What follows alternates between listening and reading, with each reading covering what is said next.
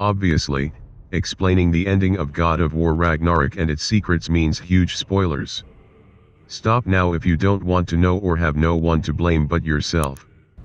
We're going to cover the ending of God of War Ragnarok's story as well as the secret ending and a bunch of other things that tie it all together after the credits rolled, twice. So once again, huge spoiler warning as we explain the God of War Ragnarok ending and how to find and activate the second ending that will completely close the end credits. Unsurprisingly, the game ends with Ragnarok and a full assault on Asgard.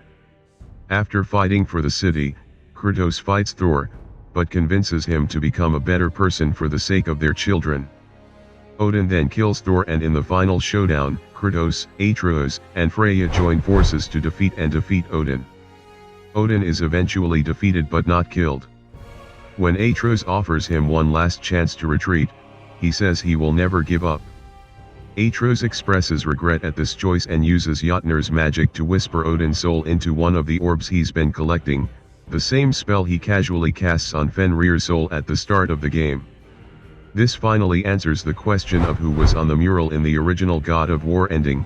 It showed Atreus cradling a man on the floor, and they were connected by some kind of eddies.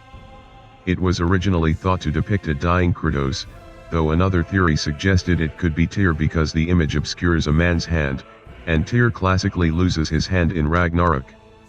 However, we now know that it is Atreus who whispers Odin's soul to finally stop him.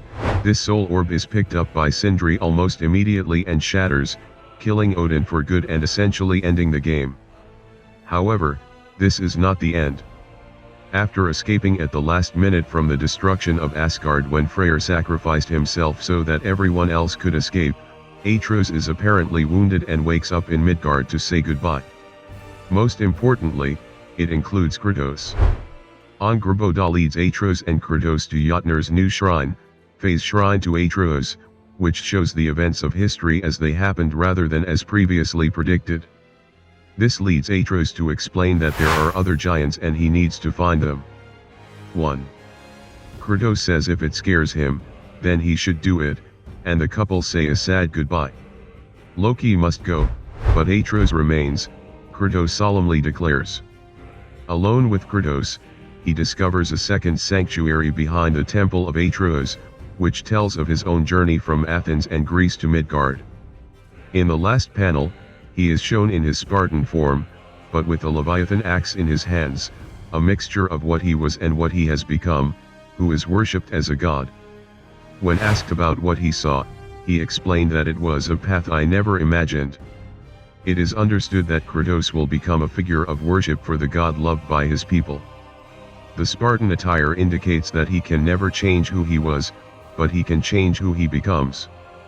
Kratos, Mimir, and Freya then team up and head towards the end game, saying there's a lot to be repaired. The secret ending of God of War Ragnarok.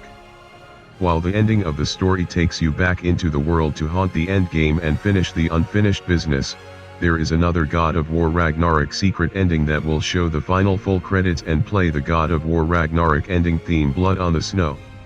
There are also a number of other moments and characters that you can close as you explore. Here's what to look out for to see everything God of War Ragnarok secret ending has to offer. 1. If you talk to Lunda, who now runs the Dwarven Forges, she will tell you that they say goodbye to Brock in Svartalfheim. This will trigger Favor, Viking Funeral, which will take you first to Reeves Tavern and then to Swear Sands for the actual funeral, a fitting send-off for Brock, as Sindri reappears, but quickly disappears soon after. This will make the game black and show long end credits. 2. If you return to Sindri's house and talk to Ratatoskr, he will give you a pouch of Yggdrasil seeds, which will unlock travel to all worlds, as well as activate any mystic gates you may have missed. You will also find all the deer you found visible from the side gate. 3. Return to your old home in Midgard and you will find a souvenir from Atreus' journey. 4. Lunda will also advise you to visit a workshop in the canyons of Alfheim, where you can see Trad start his own journey and collect a certain hammer. 5. If you visit Jotunheim, you can talk to Angrboda and, more importantly, pet Fenrir. 6. Visit Niflheim and you will find a new path leading to the ruined Aesir prison where you can find and free the real Tyr. You can also find him meditating in Midgard between the Temple of Tyr and the road leading to the royal tomb. 7. In Freyr's camp you will find Birgir. If you talk to him, you can suggest that he go to Chorley, Freya's turtle house, to look after him. You can find it there later. 8. Also in the Freyr camp you will find Hildisvini and Sif. The pair work together to bring Agard refugees to Vanaheim and hopefully cement peace between the two factions. 9. If you head to the abandoned Mystic Gate outpost in Midgard and head back to the Lake of Nine, you'll find Skjold, Atreus' friend from Asgard, at a stone pillar trying to take the coin that Kratos threw away from Odin. And that, as far as we know, is all of the God of War Ragnarok secret endings and expansions.